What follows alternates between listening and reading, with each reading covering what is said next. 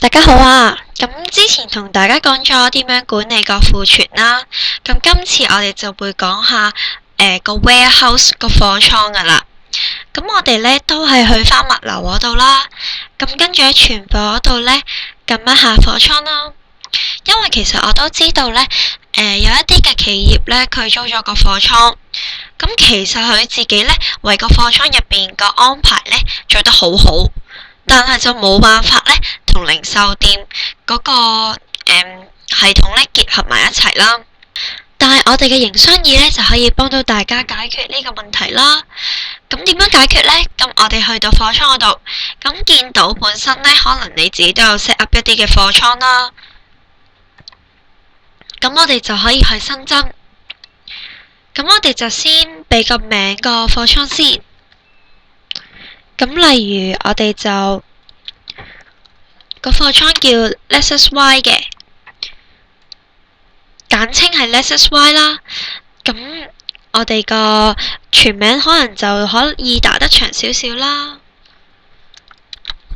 咁我哋呢個倉專係放一啲好細緻嘅電子零件啦，假設係。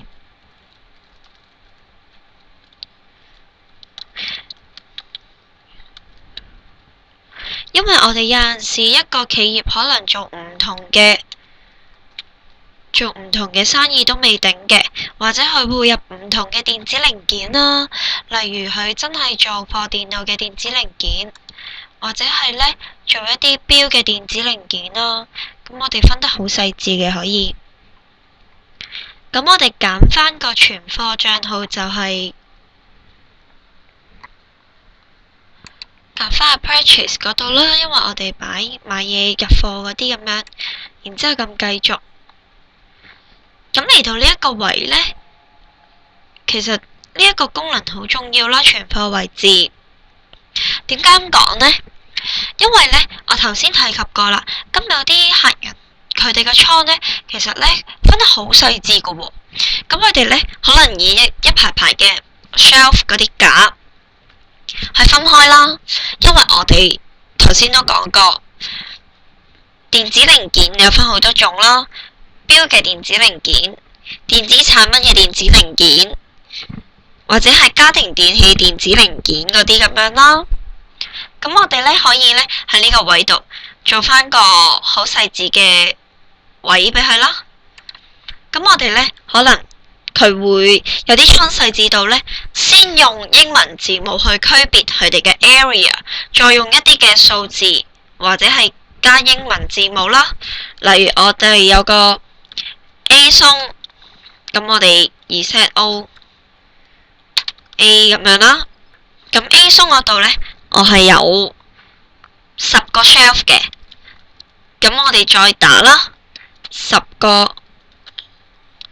咁我哋打第一個 shelf 咁樣啦，咁可能咧咁啱咧，有啲公司咧就會以佢哋嘅地理位置去做分啦，因為 shelf 兩邊啦，一邊係東，一邊係西，咁我就擺東邊啦。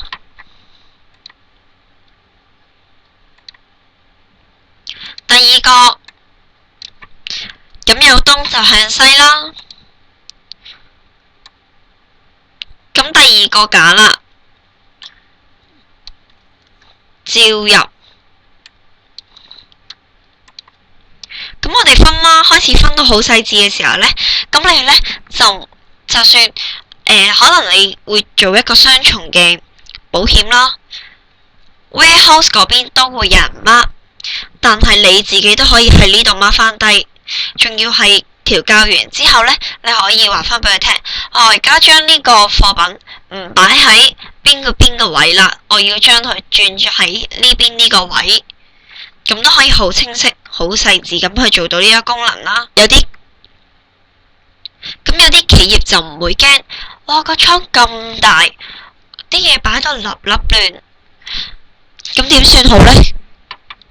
咁就可以用翻呢個方法去區別翻啦。因為一個整潔管理得好嘅貨倉，都可以幫助你做到你嘅庫存個成本減到最低嘅。